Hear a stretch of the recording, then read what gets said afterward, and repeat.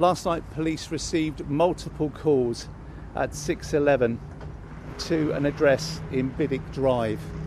The number of calls were considerable and were assessed, and it was later revealed that shots were being fired.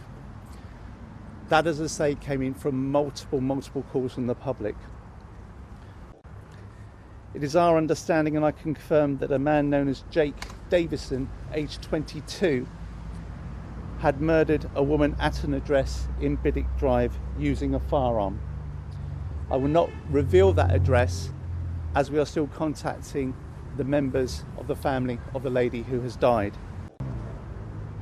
Mr. Davison then left that address, entered Biddick Drive, where he immediately shot and killed a very young girl. He also shot and killed the male relative of that girl. This was a truly shocking event and was witnessed by members of the public. Further along Biddick Drive, he aimed and shot at two local residents, a man and a woman, who've received significant, but we understand at present not life-threatening injuries. They are currently being treated at a local hospital and supported by specialist officers. Again, there are witnesses to this. From there, Mr. Davison entered adjacent parkland, where he immediately shot a man who died at the scene. And thereafter he moved to Henderson Place, where he shot a woman who, despite the best endeavours of first aiders at the scene, later died at Derriford Hospital.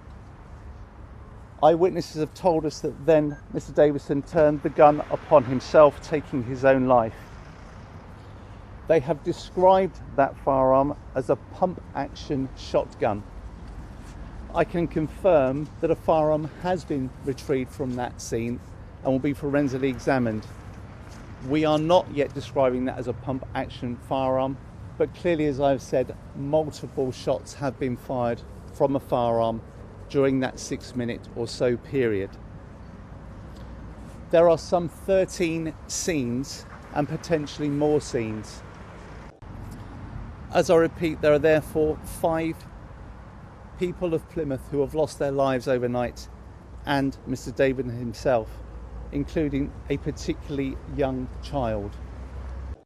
We can confirm that Mr. Davison is a firearms licence holder. I'm unable to confirm whether that was the firearm that was used. Second question, sir, was, I apologise. Do you have any idea what his motive was? He ruled out terrorism, but he was a member of an online group called himself as well. So there is no motive as we know at present.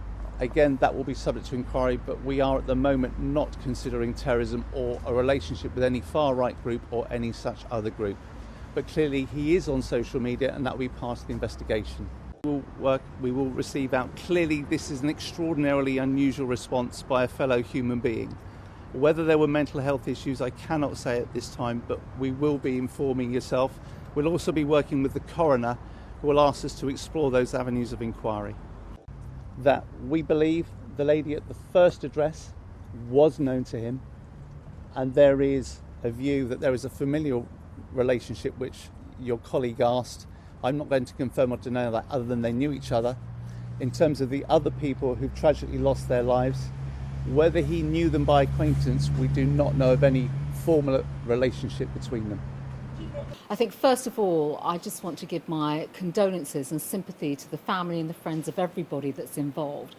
And also praise to the emergency services and the police for the rapid response. We've heard from the Chief Constable that the police in particular were there within 6 minutes. Well, first of all, when it comes to firearm licensing, that is absolutely what the police oversee.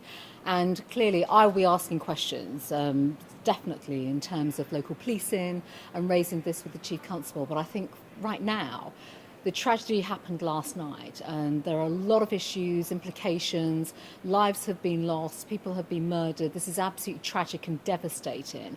And for the entire community right now, this will be deeply shocking. So obviously that's where the focus is. There will be a range of questions that will inevitably be asked, and I'll be doing exactly the same through the conversations and the discussions that I'll be having with the Chief Constable. Well, the whole issue of online activity and incitement and extremism is an enormous issue, and it's actually something that the government is working on already through legislation that is forthcoming this autumn. But I think importantly we should also put this into the context of what has happened overnight. We have to look at further details. The investigations by the police will obviously give us more information through the intelligence as to what has happened. And I'm very clear about this. We will always learn lessons from incidences, terrible, tragic events like this, particularly where there are key factors, online activity, for example. You've already touched on another aspect, such as the firearm itself. We need to find out the facts. Let's establish the facts behind this. And of course, we will work to do everything to, make sure that if there are issues with the online space post this incident, that we will look to follow that up.